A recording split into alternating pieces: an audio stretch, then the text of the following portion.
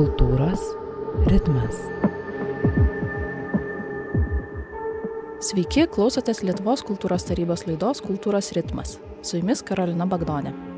Šiandien kalbame su trečiosios kadencijos tarybos pirmininkė Asta Pakarklytė ir tarybos nariu Rimvydu Laužiku. Pokalbį įrašinėjom balandžio viduryje, kai dabartinės tarybos kadencija artėja prie pabaigos, o naujoji sudėtis dar nėra patvirtinta, nors būsimos ketvirtosios kadencijos tarybos nariai ir nauja pirmininkė jau paskelbti. Per 4 metus trečioji tarybos kadencija dirbo pandemijos sąlygomis, karo Ukrainoje ir infliacijos fone.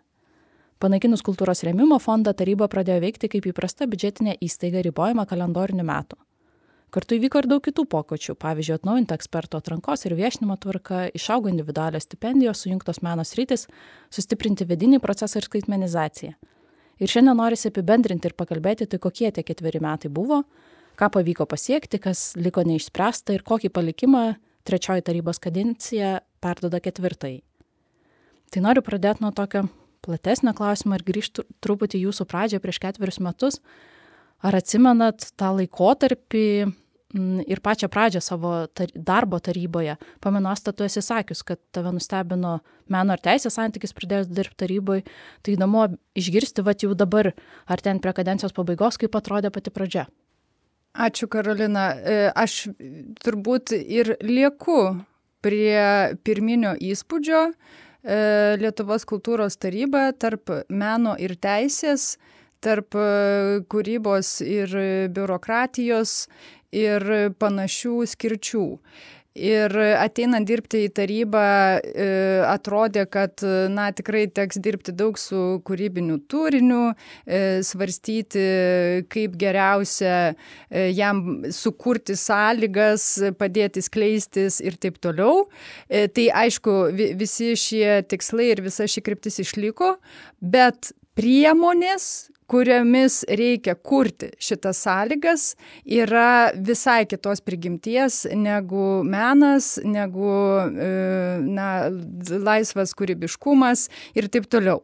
Žinoma, mes aišku galim visada padiskutuoti, ar biurokratija nėra tam tikras kūrybiškumas, nes juk irgi reikia sugalvoti taisyklės, kažkokius griežtus ribojimus, sąlygas, kad galima būtų funkcionuoti, tai irgi tam tikra prasme tai yra kūryba, bet aš ateidama dirbti tarybą įsivaizdavau vis dėlto kai ką kito. Nežinau, kaip Rimvydui buvo. Aš kažkaip kūrybos neįsivaizdavau labai daug šiose pareigose, nes man tai atrodė tokia pinigų administravimo įstaiga ir tas darbas su projektų administravimu iš esmės. Ir ten, man atrodo, pradžioje aš kažkuriam tai iš mūsų ten tų pokalbių ar interviu susakęs tokią metaforą, galbūt ne metaforą, bet tokia apie tai, kaip mačiau tarybos tikslą, tai yra bandyti užtikrinti pusiausvyrą tarp interesų grupių siekiant kuo aukštesnės kokybės pačiai kultūrai, kur yra Lietuvoje, ta prasme, kad kalbant apie, objektyvius kriterijus, kalbant apie siekį, aišku, vėlgi, kiek tos yra galimybės, čia dar turbūt ir pašnekėsim ir apie tą finansinę pusę, čia užsiminta apie infliaciją buvo ir apie kitus dalykus, bet iš principo tai yra toks, administracinė struktūra, kuri turėtų bandyti tą pusiausvyrą užtikrinti, tai yra, kad neuždominuotų kažkuris vienas sektorius, kažkuri viena tema, kažkuri, viena interesų grupė ir, sakykime, kad iš principo geriausios idėjos rastų savo kelią. Tai aš taip, baigiant kadenciją, esu pakankamai patenkintas tuo, ką mes darėm. Ir ten, vienais atvejais tai buvo sunkiau, vienais galbūt lengviau, vienais galbūt tai buvo labiau konfliktiška dėl įvairių priežasčių, kitais nebuvo, bet, taip, jeigu tik žiūrint per šitą prizmę, aš manyčiau, kad mes atlikom labai neblogai savo darbą ir vaidmenį ir, sakykime, aš to džiaugiuosi. Tai čia, kadangi tai pradėjom apie taisyklės, apie tvarkas, apie tą biurokratiją, tai taryba negali funkcionuoti be savo gairių ir iš esmės tarybos visą procesą apibrėžia gairės ir jas priima tik tai kartą per metus. Pamenu, Asta, tu esi sakius irgi interviu, kai buvom susitikę čia prieš keletą metų, kad iš esmės taryba turi 4 bandymus kažką pakeisti, padaryti, iš esmės perdaryti. Na, tai pirmas, žodžiu, kartas yra suprasti, kaip apskritai viskas vyksta, tai lieka dar 3 kartai keičiant ir naujinant gairias. Tai kaip jums atrodo, kaip įvertintumėte dabar jau baigiantis kadencijai, kaip pavyko tą išnaudoti ir kokius svarbiausius atnaujinimus išskirtumėt? Aš dar pastebėsiu kitą dalyką. Šita taryba buvo labai gudri, nes gairių rekomendacijas pateikė 5 kartus. O 5 visgi? Taip, nes šita taryba prasuko kalendorių. Ir čia vėlgi vienas iš darbų, kad daug metų iki tol būdavo nuolatinė kritika dėl pernelyg vėlyvų finansavimo rezultatų. Ir į tai reikėjo atsižvelgti. Pareiškėjai sakė, kad yra labai sudėtinga spėti gyvendinti veiklas, kai rezultatai paskelbiami kovą, balandį, o tai dar nereiškia, kad paskelbus rezultatus realiai tos lėšos yra pervedamos, viskas įvyksta dar vėliau. Tai mes ryžomės tą kalendorių atsukti atgal ir viską paankstinti, ir štai tokiu būdu išėjo, kad mes 5 kartus teikiam siūlymus dėl gairių ir stipendijų aprašo. Bet tas pastebėjimas iš tiesų yra labai teisingas, nes kol taryba neišgyvena viso metų ciklo, su visais etapais, programomis ir priemonėmis, yra apskritai sudėtinga galvoti apie kažkokį pokytį ir gerinimą, nes tu tiesiog turi susivokti, kas čia vyksta ir tikrai nepulti iš karto reformuoti ir keisti, nes galbūt kažko nežinai ir galbūt kažkas veikia puikiai, tai įsigilinimo reikia. O tada taip lieka keli kartai. Kas dar yra įdomu ir prieš tai buvo nepažįstamas tas toksai sunkiasvoris, ilgų procesų, biurokratijos pasaulis ir funkcionavimas valstybės aparate, kad tu to negali daryti kiekvieną mėnesį. Turi vieną bandymą metuose, ir viskas. Ir tada kažką pakeitus, stebi, kaip tai vyksta ir, procesas tikrai yra lėtas ir kiekvieną mėnesį gairių keitinėti tikrai negali. Juo labiau, kad yra visai ir priešinga kryptis ir priešingas manimas, kad kiek galima tas gairias keitinėti, ar neišeitų vienais metais visiškai nieko nekeisti ir visiems žinoti tas pačias taisyklės ir tiesiog veikti natūraliai. Tai Rimvydai, ką jūs išskirtumėt? Ne, tai nėra blogai tas, mano galva, retas kaitaliojimas, nes ten irgi juokaujant tokia yra, sakykime, nekantraus pečkurio metafora, kur tik tai ten pradeda kažkas kurtis, malkos ten vėl su žarstekliu pajudina ir vėl užgesta. Tai bet kuris procesas jis yra, vėlgi, kai mes kalbam, tai yra evoliucija. Tai reiškia, šita taryba jį perėmė vieną ar kitą dalyką iš prieš tai buvusios tarybos. Aišku, tai buvo vėlgi gerai, kad taryboje buvo žmonių, kurie dirbo kelias kadencijas, tai yra tas toks, vadinkim, institucinis tęstinumas, kas yra labai svarbu. Ir, sakykim, toliau tą procesą tobulina, perduodama į priekį ateitį. Tai šioje vietoje, kalbant apie tą tokį retą keitimą, tai galbūt jo nereikia labai dažno, ta prasme, kad tiesiog per ciklą yra identifikuojamos problemos ir bandoma jas spręsti. Tada per kitą ciklą žiūrime, ar tai veikia ar neveikia. Jeigu neveikia, tai galbūt grįžtam atgal, jeigu veikia, tą paliekam, iškyla kažkokių kitų problemų. Tai aš šitai žiūriu kaip tokį evoliucijos procesą ir taip, vėl kalbant, nesakyčiau, kad ten kažkokie tai buvo kardinalų sprendimai, kurie apvertė viską aukštinkojam ir ten tapo ar tobulą ar netobulą. Bet iš tikrųjų, tarkim, viena iš krypčių, kuri man labai patiko judėjimo kryptis, tai yra, sakykim, judėjimas link individo nuo institucijos. Tai be abejo, ten galbūt kažkiek paskui pakalbėsim apie tas ir stipendijas, bet tai yra ta kryptis, kuri man yra labai priimtina, nes kultūrą kūrė žmogus. Institucija yra erdvė, kurioje jis gali dirbti arba gali nedirbti, bet mes kalbam apie tą, sakykim, kryptį, kuri buvo. Kita kryptis, kuri man, sakykim, patiko, tai buvo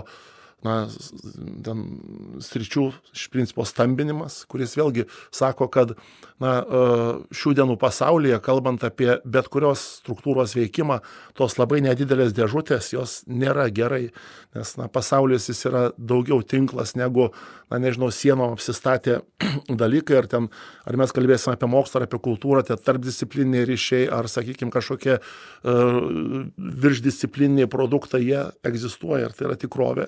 Ir tai reiškia, kad mes neturim tos tikrovės ignoruoti. Tai aš, sakykime, galbūt šitas dvi kryptis išskirčiau, kurios mano galva taip nuosekliai per visas permainas judant buvo vykdomos ir, man atrodo, svarbios.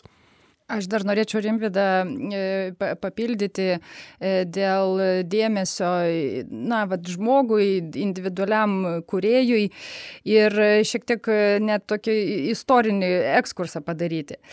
20 metais per pandemiją taryba gavo dvigubą biudžetą, kas vėlgi tapo visai kitų iššūkių. Ir kalbant apie stipendijas, buvo skirta 2400 stipendijų. Tai yra visiškai istorinis skaičius ir aš manau, kad jisai bus istorinis dar ilgą laiką, nebent vėlgi force majoras koks nors įvyktų. Tiem 2400 stipendijų buvo skirta apie 5 milijonus eurų. Toliau kiti metai, 21. Kultūros ministro strateginėme veiklos plane stipendijom vėl lygiai ta pati suma, 1 600 000. Jokių perėjimų, viskas, pandeminiai pinigai baigėsi, grįžtama iš karto į 19 metų realybę, nors kai kitos menų tarybos, ypač senose demokratijose, ten Skandinavijoje, tarkim, Danijoje, Anglijoje, net ir Čekijoje, jos dar toliau tęsė atsistatymą. Tai taryba, tuo metu dar ankstesnės kadencijos taryba, aišku, balansavo ir vis tiek lėšas perskirstė ir stipendijom skyrė dėmesį, bet kryptis jau buvo aiški.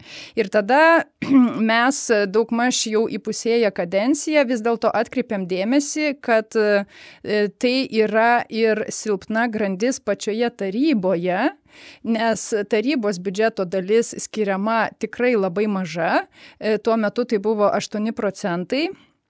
Ir aš padariau kai kurių menų tarybų ir kultūros fondų apžvalgą, su kai kuriais tų tarybų vadovais pati buvau susitikusi. Ir atsiskleidė, kad Lietuvos kultūros tarybos biudžeto dalis stipendijoms yra mažesnė nei Latvijoje, Slovakijoje arba Airijoje ir ryškiai mažesnė negu Estijoje, Norvegijoje, Švedijoje ir Suomijoje, kai Suomiai skiria pusę savo biudžeto investicijoms į žmogų tiesiogiai, suteikdama jam visiškai kitas galias, nepriklausomybę ir taip toliau.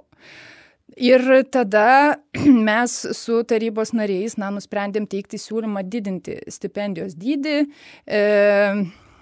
Tuo metu nuo 600 eurų per mėnesį iki 800 eurų per mėnesį judesys buvo ryškus, tai yra trečdalis, bet kalbant jau iš šių dienų perspektyvos, jau ši suma nėra pakankama, nes paradoksas yra toks, kad prastova nekuriant ir negaunant pajamų už kūrybą yra apie 1000 eurų, o stipendija už kūrybą ir aktyvų veikimą yra 800 eurų. Ta prasme, tai yra tiesiog visiškai nelogiška ir paradoksalu. Tai vėlgi reiktų judėti toliau ir visą tai koreguoti. Ir daug kitų pokyčių. Apskritai aš sakyčiau, kad man stipendijose vyko didžiausias veiksmas, nes mes visus 3 metus turėjom ukrainiečių stipendijų programą, kuri buvo, tikrai labai specifiškai ir unikali. Ten gal srautų didelių nebuvo, bet aš tai sakyčiau, kad ta programa tiesiog labai jautri buvo. Ir žmonės savo paraiškose net pristatinėdavo savo gyvenimus. Tai tikrai unikalu. Toliau, paleidom pradedančiųjų stipendijų priemonę, aš tikiuosi, kad jinai bus tęsiama. Visiškai šviežiai pateikėm siūlymą dėl mobilumo stipendijų kalendoriaus, dėl jo lankstumo, siekiant užtikrinti nepertraukiamą galimybę mobilumui. Ir bent jau mano svajonėse ir planuose jau belieka stipendijos regionų kūrėjam, integruojant visą tai tolygios kultūrinės raidos programą. Tai nežinau, galbūt tai pasirodys prasminga ir ateities tarybos kadencijai, bet aš tai matyčiau kaip irgi vertingą žingsnį, siekiant suteikti galių regionų kūrėjam, kuriem konkuruoti bendrame kontekste yra vis dėlto sudėtinga. Na ir kalbant apie ukrainiečių stipendijas, iš tikrųjų dar viena iš tų tokių labai įdomių patirčių arba kažkaip tokių dalykų, kurie mano galva yra svarbus, tai buvo tas atsivėręs matymas, kad kažkokios tai integracinės ar panašios stipendijos, tai reiškia, šių dienų migracijom visom pažymėtam pasaulyje, mes kalbam apie žmogų, kuris atvyksta į Lietuvą iš kitos šalies, jis yra, arba ji yra kūrėja, ir tada jam sudėtinga yra iškart šokti į lietuvišką kultūros erdvę ir pretenduoti gauti lėšas, tiesiog yra kultūriniai dalykai, tai yra, sakykime, įvairūs. Ir ta tokia kažkokia integracinė stipendija, tai reiškia žmogų, kuris bando integruotis iš erdvę, kuris apsisprendė, ko gero čia gyventi, likti ir kurti čia, tai irgi ta tokia pajautimas arba galimybė plėtoti ukrainiečių stipendijas tą linkme būtų, mano galva, labai vertinga. Tai reiškia iš principo, kad žmogus, nežinau, 1-2 kartus sudalyvauja to integracinėje stipendijoje, paskui bando dalyvauti jau kartu su kitais kūrėjais bendrame sraute. Tai tas užauginimas kūrėjo, kuris yra atvykęs, užauginimas iki, sakykime, integravimas į Lietuvos kultūrą, tai taip pat yra labai svarbus dalykas.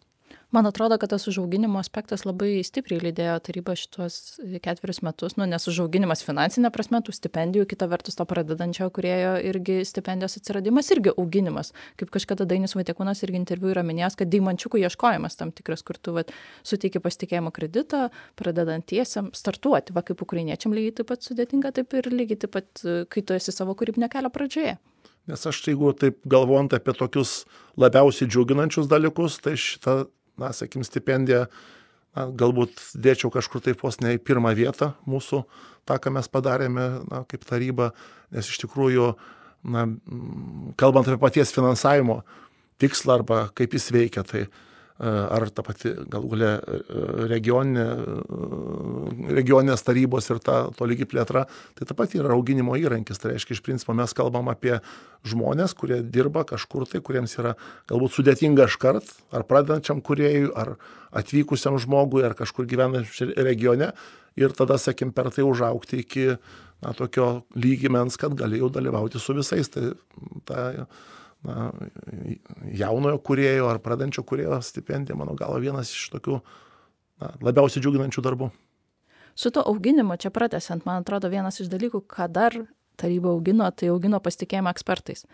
Nes iki jūsų kadencijos, kaip tik pačioje kadencijos pradžioje, skaičiau žiniasklaidai ir socialiniai erdvei labai daug to nuogastavimo, bet kartu ir lūkesčio, kad tarybos ekspertų duomenų bazė, paraiškas vertinę ekspertai turi būti vieši. Ten atrodė, kad pagrindinis darbas ir pagrindinis dalykas, kas turi taryboje pasikeisti, ir tada viskas pagerės. Bent jau toks įspūdis susidarė, kad jeigu tik tai ekspertų sąrašai bus paskelbti, tai visi bus labai patenkinti. Tai kaip jums atrodo, čia vienas iš jūsų pirmųjų darbų buvo paskelbtos ekspertų duomenų bazės ir dabar visus ekspertus, kurie vertino paraiškas, galima pamatyti po 3 mėnesių po finansavimo sprendimo paskelbimo. Tai ar šis pokytis sustiprino pasitikėjimą taryba ir ekspertų veikla? Nes atrodo, kad tos baimės, kad čia ekspertai sulauks keršto, gąsdinimų, spaudimo ar dar kažkokių ten dalykų nepasitvirtino. Aš tai tiesą sakant visai kitaip net norėčiau, Karolidai, tavo klausimą reaguoti, pamastyti apie tai, kaip kitaip galima padaryti tai, apie ką mes čia kalbam. Man pradirbus taryboje 4 metus, tai yra, tikrai nemažas laiko tarpas susipažinti tiek su taryba, tiek su jos vieta bendrame valstybės mechanizme. Aš manyčiau, kad turbūt atėjo metas labai rimtai permastyti tarybos vertinimo modelį. Ir Nežinau, aišku, kokios mintis bus naujos kadencijos, bet man jau dabar išeinant, atrodytų, kad atėjo metas ekspertams suteikti daugiau atsakomybių. Ir visą jų mechanizmą grįsti ne kiekvienam konkursui surenkama sudėtimi, o vis dėlto stacionariomis komisijomis, kaip yra daugelyje kitų šalių tarybų. Ir mes šiuo atveju esam, tikrai tokia išskirtiniai padėty ir negalėčiau net iš tiesų dabar tai pasakyti, ar mes atsiliekam, ar kaip tik mes čia kažkokiam labai progrese ir proveržyje, nes taryba bendrame, bent jau Europos arba tai, kas yra vadinama tų senųjų demokratijų kontekste, yra viena jauniausių. Tai kadangi taryba viena jauniausių, gali būti, kad tam tikrus mechanizmus mes kaip tik labai šviežius pritaikėm. Bet kitos tarybos funkcionuoja vis dėlto su stacionariu ekspertiniu vertinimu, saugant tą patirtį ir atmintį, veikiant komisijom tam tikrą laiką, 2-3 metus, pas kažką 4 ir panašiai. Tai jeigu būtų pasirinktas toks modelis, ekspertams suteikiama daugiau atsakomybių, tai jie iš karto turėtų būti vieši. Iš karto. Ir vėlgi bendraujant su daug kolegų iš kitų menų tarybų ir kultūros fondų, aš tiesiog išsiaiškindavau, kad mes bene vieninteliai, kurie neviešina ekspertų iš karto. Tokius lemputes uždega. Kodėl mes taip darom? Bet čia dar antrą dalį tada iškart norėčiau pasakyti, nors ir kalbam apie ekspertus. Gerai, ekspertams suteikiama daugiau atsakomybių ir tada aš manyčiau, kad nebereikėtų dar tarybai ant viršaus tvirtinti jų sprendimų. Ekspertai tada tiesiog ir turėtų priiminėti sprendimus, bet tada klausimas, o tai ką veiks taryba? O kokios bus tarybos atsakomybės? Vadinasi, ir tarybai tada reikia naujų atsakomybių ir mes jau čia tada išeinam į Lietuvos kultūros tarybos įstatymo kontekstą, kurį reikėtų vėlgi labai permastyti ir pagalvoti, ar mechanizmas yra efektyvus ir kokias atsakomybės tada būtų galima suteikti tarybai. Nes reaguojant į tą ekspertų viešinimą, neviešinimą, tai man dar vienas aspektas yra toks įdomus ir mano galva svarbus. Tai yra ekspertų žinojimas, kad jis arba jį bus vieši, jis įpareigoja labiau negu slepiantis už anonimiškumą. Tai reiškia, paprastai sakant, jeigu aš žinau, kad niekad nieks nesužinos, kas ekspertavo, tai aš galiu, čia vėl aišku, žmonės yra įvairūs, bet galiu prirašyti daug blėnių visokių. O žinodamas, kad mano pavardė bus išviešinta, ta prasme kažkaip stengiuosi visada daryti kitaip. Tai čia, kaip sakau, žmonės būna įvairūs.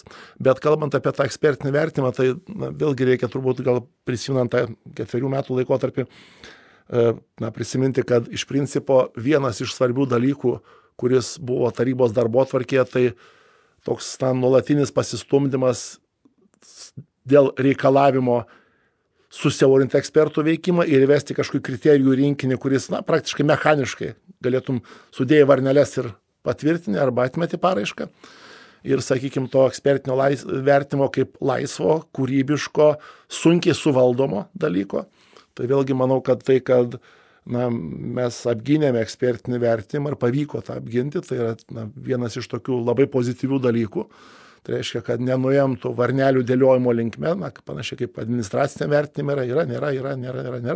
Tai reiškia, dalykas kitas, kalbant apie tas ekspertų modelį, kuris yra dabar, tai iš tikrųjų, mano galva jis yra geras, bet jis sunkiai administruojamas labai. Ir vėl mes žinom, kad ten kiek kartų mes tvirtiname tas ekspertų grupės, kad ten vienas atsisakė, pertvirtinam, žodžiu, yra interesų konfliktas, pertvirtinam, ir ten, sakykime, kiek užtrunka administraciškai sudėliot vieną ar kitą ekspertų grupę, tai be abejo tai, ką Asta sako, judėjimą link kažko stabilesnio, tiesiog šio vieto turbūt mes kalbam apie efektyvų ekspertų grupės veikimą ir administracinius resursus tam rezultatų pasiekti ir galvojam apie kažką pusiausvyrą tarp vieno ir kito. Nes mes galbūt galime dar ten viską efektyvinti labiau, bet jeigu tai kainuoja per daug administracinio resurso, tai tas neverta. Ir tada tas modelis jis kažkur tampa, kad galbūt kažkokia tai stabilesnė ekspertų grupė, bet su nuolatinė rotacija. Nes vėlgi žiūrint į tą tokį platesnį lauką ekspertinio vertimo, tos ekspertų grupės arba tos erdvės, kur tos grupės yra labai jau stabilios, jos pradeda veikti neefektyviai. Kad su kiekvienais metais efektyvumas krenta jos veikimo, nes tiesiog susidėlioja kažkokia vidinė kultūra, kažkokie, sakim, dalykai ir reikia šviežio kraujo. Tai, pavyzdžiui, ten modelį, nežinau, ten kokio ten 6 ekspertų grupė, kur kasmet 2 žmonės vis nauji, 2 iškrinta, 2 nauji. Ir ekspertas dirba, pavyzdžiui, 3 metus toje grupėje. Tai toks modelis galėtų būti irgi labai neblogas, ieškant tos pusiausvyros tarp administravimo ir kokybės. Aš čia truputį nueisiu į tą, kur, man atrodo, mes jau turim tam tikrą prasme tą stabilų ekspertų modelį, tai yra regioninės kultūros tarybos. Ir kartu su jūsų irgi kadencija buvo tas, kad tos tarybos veikimo principai keitėsi irgi, kad ten nebeliko pririšimo prie gyvenamosios vietos, kad daugiau dėmesio kompetencijom, kad vienu metu ir tarybos nariai irgi buvo regioninių kultūros tarybų sudėtyje ir kartu ten vertino paraiškas. Bet kita vertus aš prisimenu grįžtamą ryšio apklausą, kur pareiškėjai nukėlė daug klausimų apie tas regioninės kultūros tarybos. Kaip stacionarų modelį, kurioje ekspertai veikia 3 metus visiškai nerotuojami.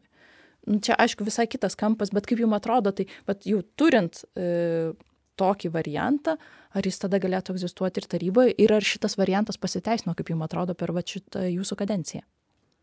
Aš laikyčiau tai vienu iš dalykų, tarkim, jeigu klaustumėte, kas nebuvo padaryta, tai vis dėlto aš tą palikčiau regioninės kultūros tarybos kaip vieną iš tų dalykų, kuris mums jo nepavyko išspręsti, mano nuomonė.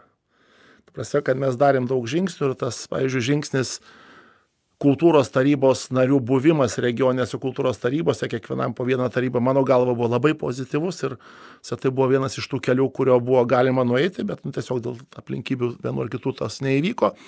Bet, sakykime, vėl, jeigu mano nuomonė kalbėt, kokia yra problema su regioniniam kultūros tarybom, kai mes kalbam apie ekspertiškumą, tai atrenkame žmonės, kurie yra tos srities profesionalai.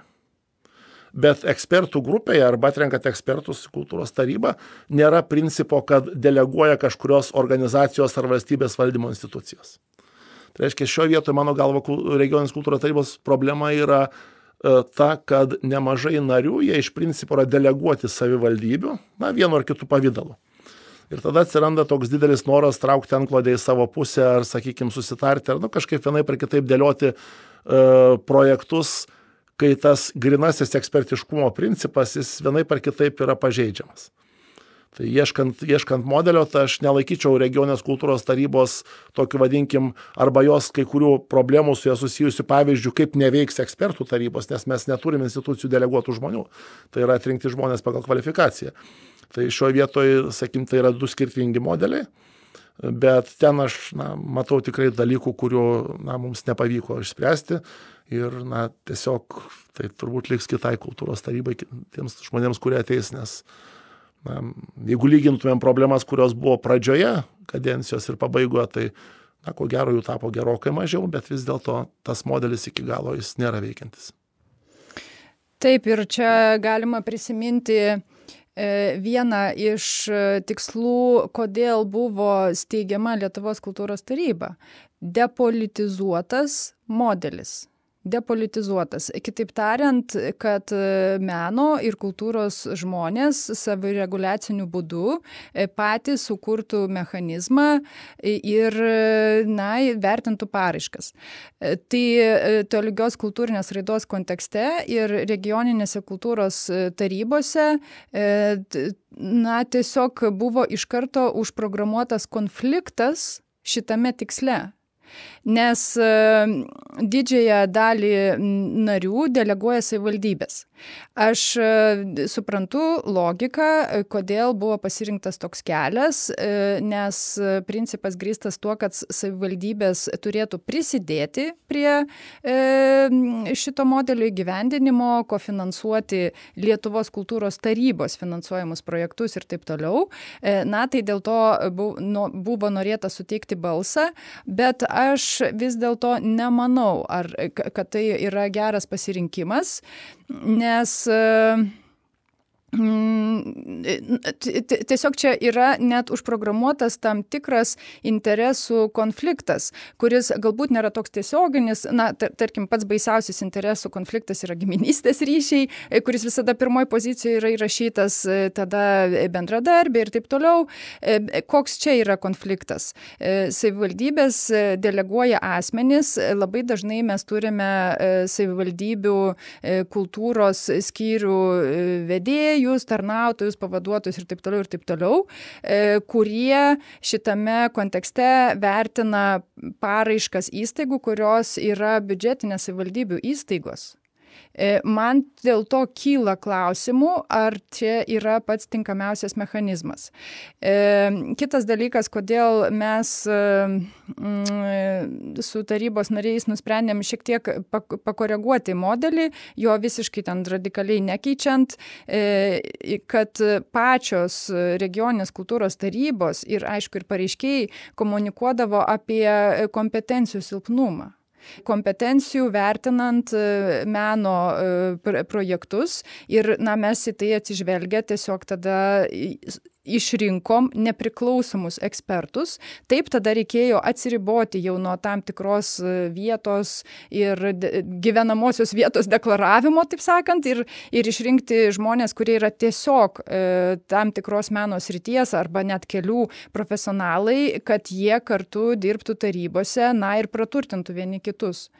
Vienose regioninėse tarybose aš matau, kad tai labai pasiteisino. Kitose, yra sunkiau veikti. Ir pačios regioninės kultūros tarybos tarpusavį yra, tikrai skirtingos. Kita vertus, jums jau baigiant kadenciją, šiemet sutampa, kad baigia kadenciją regioninės kultūros tarybos. Tai reiškia, kad galbūt jau su nauja taryba atsiras ir naujas regioninės kultūros tarybos ir dar kažkas atsinaujins. Ne, tai čia, ką Asta paminėjo, tai yra truputėlį sisteminis dalykas, tai reiškia, iš principo reikia galvoti vėl apie taisyklių kažkokį tai tobulinimą, žiūrėti tiesiog, kas neveikia, nes vėlgi tas, tų deleguotų žmonių iš savivaldybės administracijos, aš nesakau, kad jie nėra profesionalūs ar kažkaip kitaip, bet iš principo vis tiek tai yra administracinis darbuotojas, bet ne kultūros lauko ekspertas kažkurios tai srities. Tačiau tas toks truputėlį yra santykis tarp to administracinio personalo ir tarp, ekspertuojančių žmonių. Man tai labai estų modelis patiko, į kurį aš visai nemažai pasigilinau. Pas mus buvo atvažiavęs ir Estijos kultūros fondo vadovas. Kaip jie yra padarę? Jie irgi turi regioninių kultūros tarybų atitikmenį, tiesiog jie tai vadina ne tarybomis, o ekspertų grupėmis, bet iš esmės tai yra tas pats. Ir kaip jos yra sudaromos? Tos vietos organizacijos arba net paskiri žmonės deleguoja kandidatus. Ta prasme, kažkokios vietos organizacijos pasitiki tam tikrai žmonėmis ir juos deleguoja. Kas juos atrenka? Juos atrenka taryba. Tarybos nariai sukomplektuoja pačią geriausią sudėtį. Kas dar yra ne visai išspręsta Lietuvos kultūros tarybos atveju, tiksliau regioninių kultūros tarybų atveju,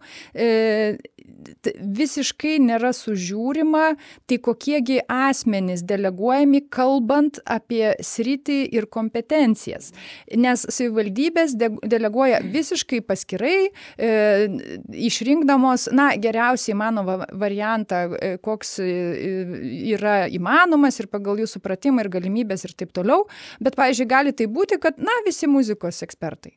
Nes niekas nei sužiūri, nei yra tokio mechanizmo, nei tokio principo, vadinasi, sukurti įvairovę ir, įvairių kompetencijų padengimą dabartinėme modelyje, kaip ir nėra sąlygų. Aš sustosiu, nes čia tas klausimas, kurio mes nebeišspręsim, man atrodo, ir kita taryba turės galvoti, ką toliau daryti, ar palikti kaip yra ir ieškoti kitų sprendimų, bet noriu pakalbėti apie tą, matyt, svarbiausią aspektą tarybos, taigi biudžetą. Ir jūsų kadencija sutapo su tuo, kad kultūros rėmimo fondas buvo panaikintas, tai reiškia nebebuvo tų atskaitimų nuo tų vadinamųjų nuodėmės mokesčių ir vidutiniškai tarybos biudžetas vyravo apie 22 milijonus eurų. Čia kalbu finansavimui skirtą dalį.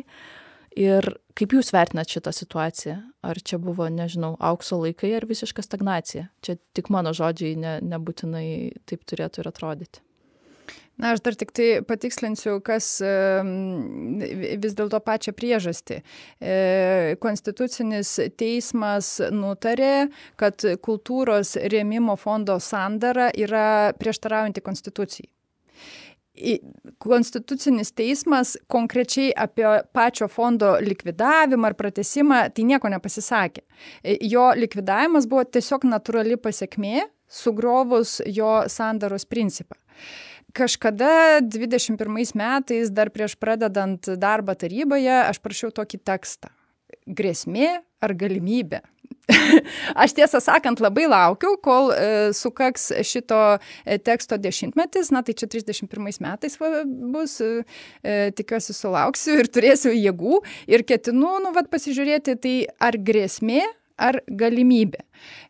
Kol kas aš matau grėsmę, nes dar pernai metais pasižiūrėjau, kad jeigu kultūros rėmimo fondo sandara nebūtų pripažinta antikonstitucinė ir kultūros rėmimo fondas būtų toj pačioj strateginių organizacijų kategorijai kaip LRT, kuriam nepanaikino atskaitimų, nes buvo nuspręsta, kad žiniasklaidos laisvė yra strateginis valstybės tikslas, tuo tarpu meno laisvė yra kasdienė reikmė. Tai toks buvo padarytas sprendimas ir jeigu viso to nebūtų nutikę, tai 25 metais mes būtumėm turėję 28 milijonų biudžetą. Mes turim 22 milijonų biudžetą. Tai grėsmė ar galimybė? Šiaip aišku, jeigu žiūrint taip iš vidaus, tai per tuos 4 metus toks pastebėjimas yra, kad su kiekvienais metais mes matome, kad vis daugiau gerų projektų lieka už brūkšnio. Ir aišku, jeigu vėl dabar žiūrėtumėm tuos konfliktus, kurie ten buvo, ar ten, sakykime, socialiniuose tinkluose buvo pakankamai plačiai diskutuojami, tai dažniausiai yra dėl to, kad geras projektas liko už brūkšnio. Ne dėl to, kad jis blogas, ne dėl to, kad jis prastas, bet dėl to, kad tiesiog pinigai baigėsi ties kažkuria tai vieta. Ir tie, kurie laimėjo projektai, nėra nieko neprastesni, nes ten kartais irgi taip jau būdavo šnekantis su žmonėmis, kurie, sakykime, taip pradžioj būdavo gal piktokai nusiteikę ar panašiai. Tai vienas iš argumentų buvo, o jūs pažiūrėkite projektus, kurie yra virš brūkšnio, ir taip, pabandykime proto žaidimą, o ką mestumėt lauk? Tai labai dažnai būdavo, kad, nėra ko mest lauk. Tikrai geri projektai, tai reiškia, tiesiog šito vietoje tas, kai kuriuose, ten berods programuose yra net su 70 balų gavęs projektas, 70, jis lieka už brūkšnio, tai reiškia, iš principo mes kalbam apie labai gerą projektą ir jis lieka. Bet šiaip, aišku, kitas dalykas šnekant, tai manau, čia yra didelis ir valstybės politikos klausimas. Tai reiškia, mes kalbam apie tokį dalyką, kaip, tiesiog iš sovietmečio mes paveldėjom labai institucionalizuotą kultūros struktūrą. Nes tiesiog tuo metu kitokių nebuvo. Viskas buvo institucionalizuota. Ir kartu mes paveldėjom tą mąstymo būdą valstybės strategijoje, kad institucionalizuota struktūra yra geriau už individualų menininką ir valstybės institucionalizuota struktūra yra geriau už nevalstybės, nevyriausybinės struktūrą. Ir tada tas gaunas toks dalykas, kad iš tikrųjų, jeigu pažiūrėtumėm investicijas, lėšas skirtas kultūrai per, tarkim, praėjusius 5 metus, tai kultūra lėšų augo labai stipriai Lietuvoje skirta. Bet didžioji dalis nukeliavo per institucinę struktūrą, o kultūros taryboje to augimo mes neturim. Tai reiškia, jeigu, sakykime, bent jau augimas būtų toks pat, kaip ir visai kultūrai Lietuvoje kultūros tarybai, tai aš manau, kad būtų visiškai praktiškai ideali situacija. Bet šioje vietoje ta struktūra, kuri nėra tiesiogiai susijusi su institucijom, ji liko stabiliame daugiau mažiau lygyje, o ta, kuri institucinė, ji patyrė, sakykime, finansavimo augimą. Tai čia irgi toks valstybės strategijos klausimas, tai kaip mes matom kultūrą iš esmės, ar tai yra žmonės ar institucijos pirmiausia, o antras klausimas, jeigu institucijos, tai nevyriausybinės ar valstybės savivaldybių sektorius. Čia kelis dalykus, tai apie institucijas dar sugrįšim, nes labai įdomu apie nevyriausybinės organizacijas pakalbėti, bet apie tą lūkestį, nes man atrodo, kad kultūros laukas turi lūkestį, kad taryba ir tarybos nariai tą biudžetą kažkokiu būdu didesnį pasieks, o tarybos nariai sako, tai mums reikia bendrai dirbti. Ar pavyko tą lūkestį suderinti kažkaip per šitą kadenciją? Na, turbūt irgi dar vienas iš dalykų, kurie nepavyko, tai būtų tas bendras darbas, na, kažkaip su tom pačiom institucijom, su kūrėjais, nes mano galva, kas yra labai svarbu, kalbam, ten, jeigu mes norim pokyčio kažkokio, tai, na, pašnekėti ir paburbėti Facebook'e yra viena, o, sakykime, bandyti kažkokį realų veikimą, kuris paskatintų pokytį, tai yra kita. Tai šioje vietoje aš taip, na, sakyčiau, kad mano galva paburbėjimai socialiniuose tinkluose per mažai peraugo į vienokį ir kitokį pokyčio siekimą, nes, na, kultūros taryba taip, ten aš jau, na, Asta papasakos, gal nepasakos, kiek numynės lenkščių ir kelių tais klausimas, bet pati taryba su premjerė turėjom susitikimą, tarsi, kad tai buvo įvairiaus lygmens susitikimai, bet šio vietoje klausimas vėlgi yra toks, kad, na, procesas yra inertiškas.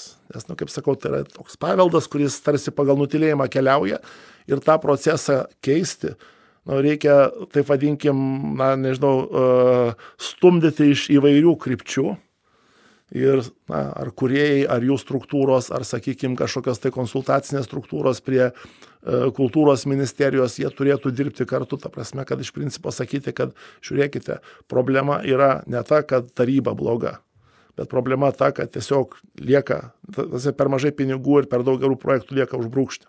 Ir per tą, sakykime, žiūrėjimą, na, iš visų pusių dirbant, tikrai būtų galima pasiekti turbūt daugiau. Tai va čia šioje vietoje, mano galva, tas bendradarbiavimas, jis, na, vėlgi pokytį aš matyčiau pozityvų per tuos metus, bet vis dėlto taip įvardinant, ko nepavyko pasiekti, turbūt irgi vienas būtų iš tų dalykų, kurio nepavyko. Mes iš tiesų apie tai ne vieną kartą kalbėjom ir diskutavom, na, kas ką turi daryti ir kaip pasiskirstyti atsakomybės ir funkcijas. Tai, na, taryba tikrai nesėdėjo ir nieko neveikė, teikė siūlymus, poreikių lenteles, ėjo į susitikimus ir taip toliau, bet to yra per mažai. Ir turėtų vis dėlto pasistengti ir nevyriausybinės organizacijos, kurios dabar yra, na, pagrindinis pareiškėjas, nepaisant to, kad dar visiškai nesenai paskelbė apžvalgą, kad 30% biudžeto yra skiriama, na, įvairiom valstybės ir savivaldybių įstaigom.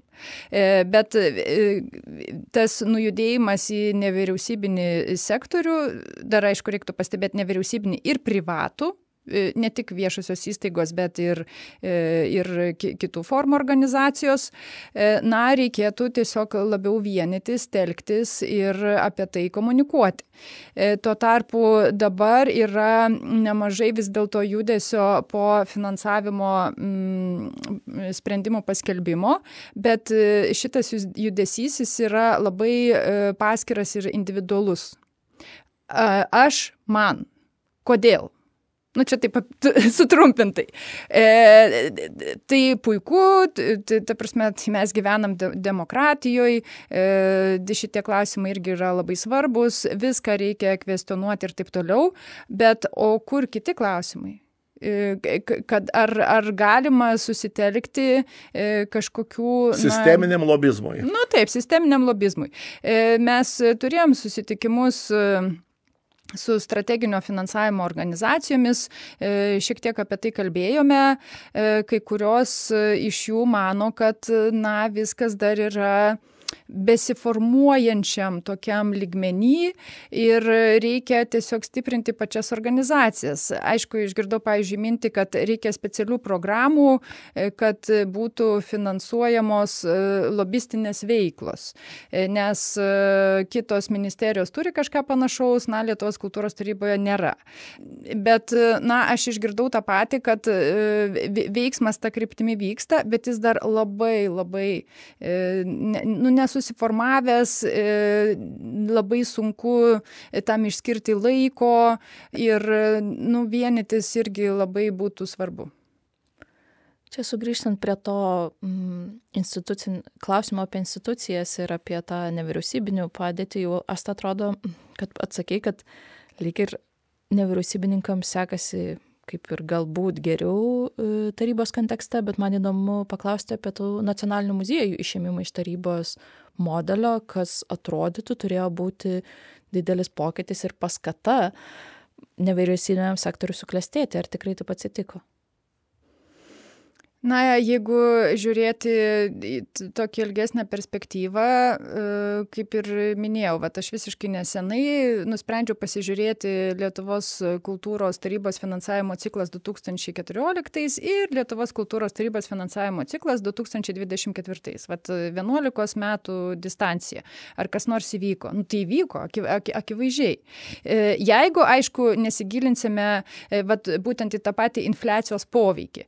Ar 14 metais turint 14 milijonų, o 24 metais turint 19 milijonų po 11 metų, ar mes galime sakyti, kad čia augimas, ar kad čia yra ta pati padėtis, nes infliacija tiesiog suvalgė pakeliui tos visus milijonus.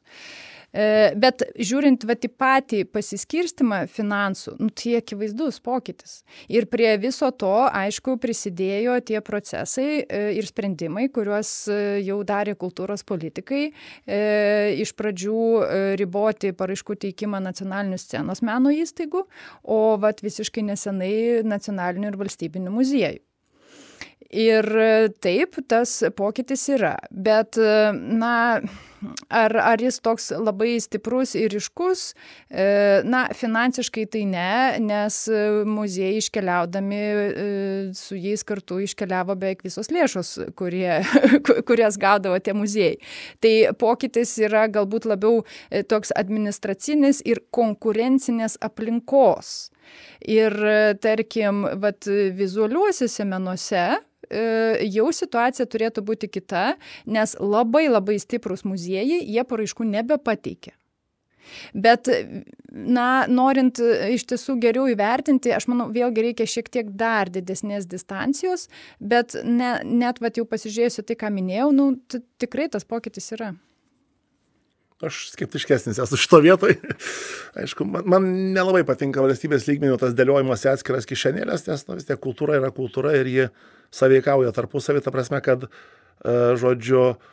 mano galva, dėliodami į atskiras kišenėlės mes tokius, bandome sukurti skirtingas konkurencinės aplinkas. Ir aišku, vėl turbūt nepaslaptis, kad į kai kurias kišenėlės yra išeinama siekiant mažinti konkurenciją, ta prasme.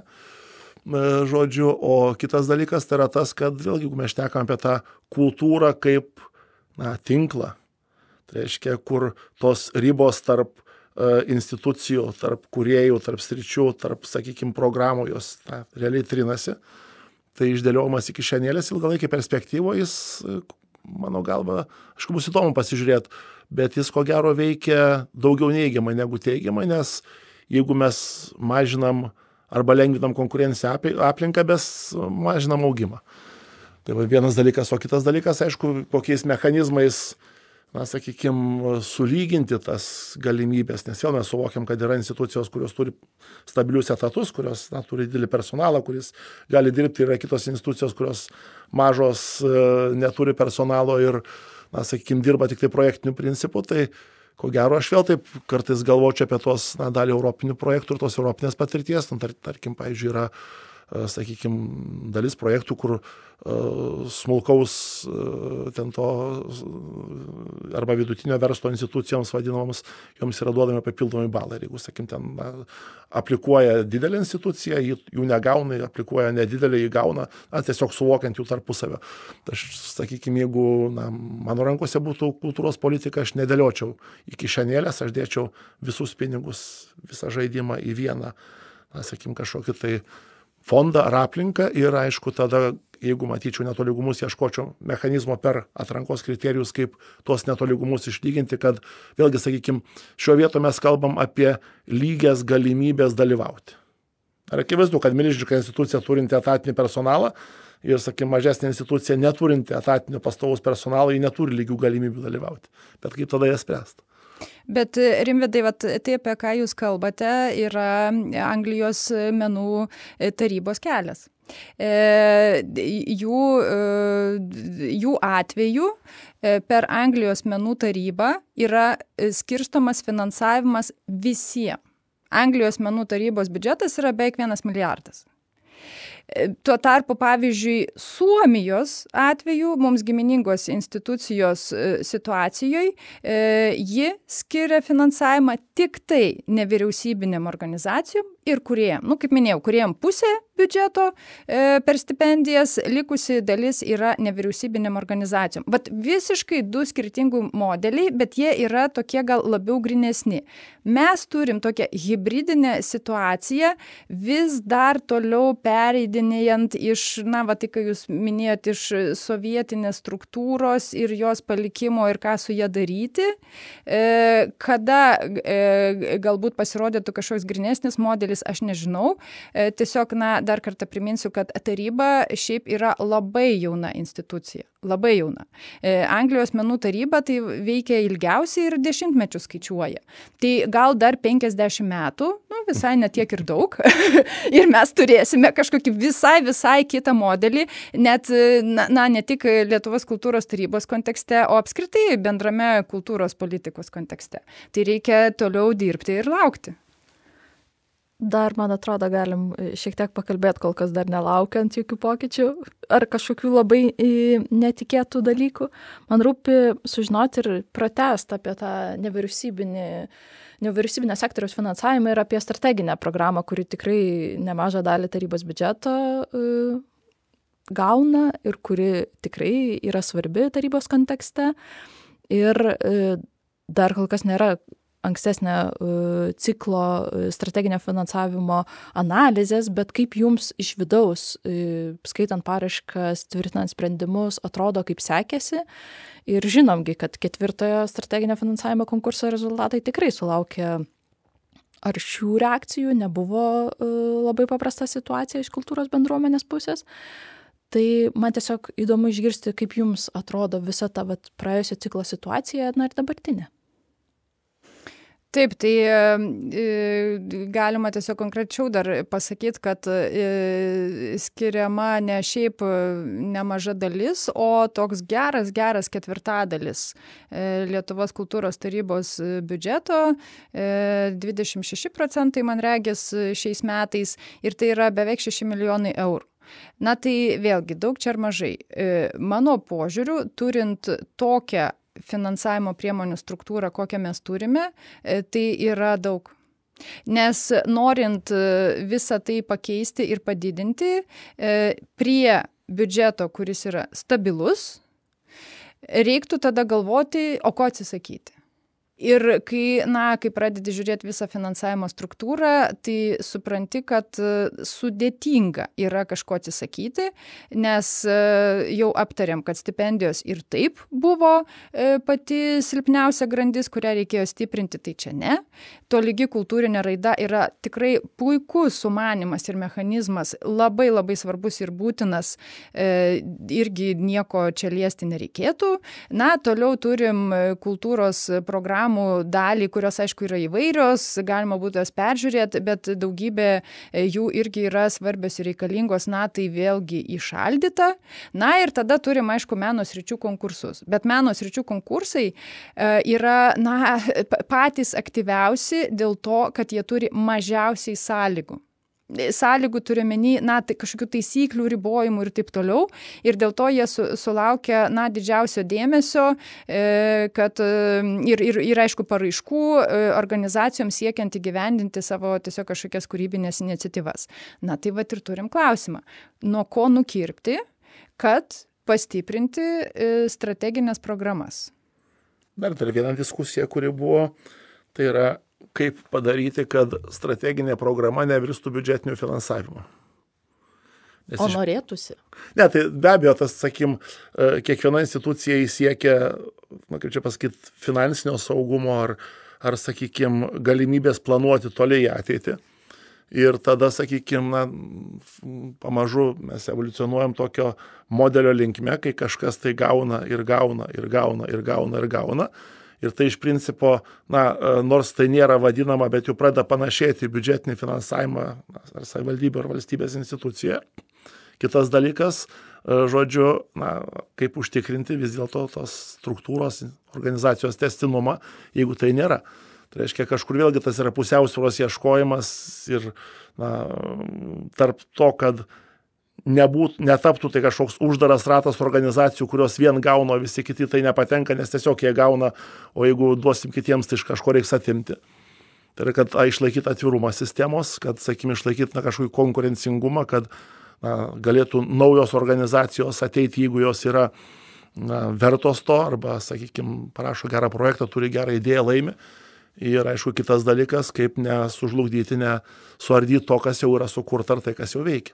Tai čia vėlgi tas yra pusiausvyros ieškojimas, kuris, manau, kad yra procese. Tas procesas tikrai nėra baigtas. Ir čia, žodžiu, jau sutikčiau su Asta, palaukim iki 50 metų. Rimvydai, aš sakiau ne 50-ųjų, o 50 metų. Iki 50-ųjų gal irgi būtų neblogai. Gerai, 74-5 Bet aš apie tą vėlgi kaitą. Mes įgyvendinom aktyvę mainų programą su Norvegijos menų taryba, kuri dabar šiek tiek pakeitė pavadinimą ir yra nebe Norvegijos menų taryba, o tiesiog meno ir kultūros institucija. Bet nesvarbu, ji vis tiek išliko savo prigimtimi menų taryba. Ir vieną mintį labai užfiksavau, kad mes iš tiesų labai dažnai pokytis, o ką keisim, o naujas gairių ciklas ir vėlgi ką tobulinsim, kokia bus kaita ir taip toliau. Norvegijos menų kultūros tarybos kolegos pasakė, kad jie, kai prieš 60 metų priėmė sprendimą dėl kvotų sritim, tai jie iki šiol jo ir laikosi. Prieš 60 metų, ar jūs įsivaizduojat, tokią distanciją, tokią patirtį ir štai tokį supratimą. Aišku, vėlgi jie pasakė, kad nereikia galvoti, kad viskas ten yra įbetonuota į šalę ir niekas nekinta. Aišku, yra atsižvelgiama į situaciją, kontekstą, poreikį ir taip toliau, bet iš esmės dokumentai, kurie apibrėžia lėšų paskirstimą tam tikroms sritims, jie nekinta dešimtmečiais. Aš čia nušoksiu į kitą temą, bet su to pokyčiu, kur tu kalbi, man atrodo, kad aš tai matyčiau, kad apskritai taryboje visi šitie 4 metai buvo kažkoks vis skirtingų pokyčių ir bandymų, bandymų etapas, gal galima tai pavadinti, nes tikrai daug dalykų iš vienos pusės apie gairias, daug pakalbėjom apie ekspertus, pakalbėjom apie nevyriausybinį sektorių, apie individualias stipendijas, apskritai apie stipendijas, bet kas visgi vis tiek mes esam pokyčio, organizacija, man atrodo, keitėsi ir vidinis veikimo modelis. Daugybė dalykų atsirado ten, pavyzdžiui, kaip mes vadinam, darbiniam kontekste LKT IS 2.0, tai elektroninė paraiškų valdymo sistema, ten atsirado daugiau bendradarbiavimo su ekspertais. Man atrodo, Rimvydai, kuris minėjot, kad stipresnio lobizmo gal ir nebuvo, bet bendrai man atrodo, kad atsirado dar tampresni tie ryšiai ir jie atsirado ir kartu per įvairius tarybos vidinius procesus, kurių tikrai buvo labai daug ir kurie tikrai ryškiai keitėsi, bet nebūtinai visada matėsi. Tai taip, aš čia tik papildyti galėčiau, kad dar yra labai stiprus pokytis, kuris iš tiesų yra jau nelabai ką matomas tai pačioje administracijoje ir jos procesuose.